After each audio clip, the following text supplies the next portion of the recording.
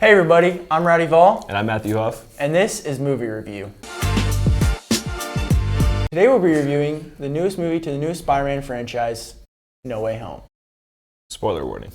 The new Spider-Man movie starts right back where we left from Spider-Man Far From Home, with Mysterio revealing Peter Parker's true identity. And after Mysterio reveals Peter Parker's identity to the entire world, he and his friends cannot get into any colleges due to the fact that he is Spider-Man. So he then goes to Doctor Strange to ask him to create some kind of mind erase spell to basically brainwash the entire world to forget that he is Spider-Man. As Doctor Strange was casting the spell, Peter Parker started to mess with it, damaging the spell, and Doctor Strange had to contain the spell, so in doing so, he actually cut some tears into the multiverse. As a result of the tear in the multiverse, some villains from other Spider-Man franchises actually got through into Peter Parker, Tom Holland's world.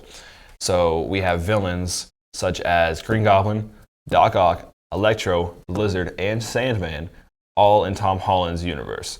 They all came from the separate universes right before they're about to die, and they came into Tom Holland's, including Andrew Garfield and Tobey Maguire, Spider-Man.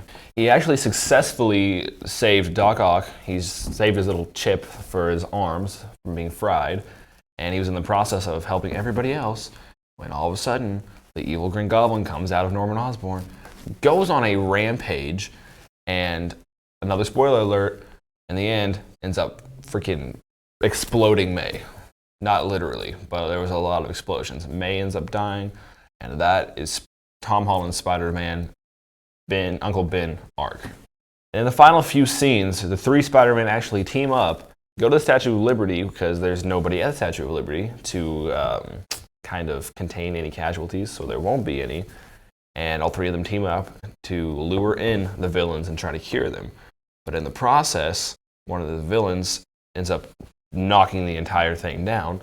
So Zendaya, aka MJ, is about to fall to her death, and Tom Holland tries to save her. But then the Green Goblin comes in, swipes him away, giving Andrew Garfield Spider-Man the chance to redeem himself for letting Gwen Stacy die. But in the process of trying to fight these villains, the Green Goblin actually exploded the other spell that was being contained. Therefore, the entire spell is released, and everybody from every universe who knows that Peter Parker is Spider-Man is going into Tom Holland's Spider-Man universe. So every single villain from every single Spider-Man is coming into this. So there's about to be chaos. So Peter Parker makes the bold decision to have Doctor Strange cast a spell that makes everybody forget that Peter Parker even exists. There's no trace of Peter Parker anywhere. It's as if he didn't exist. Rowdy, what did you think about this movie?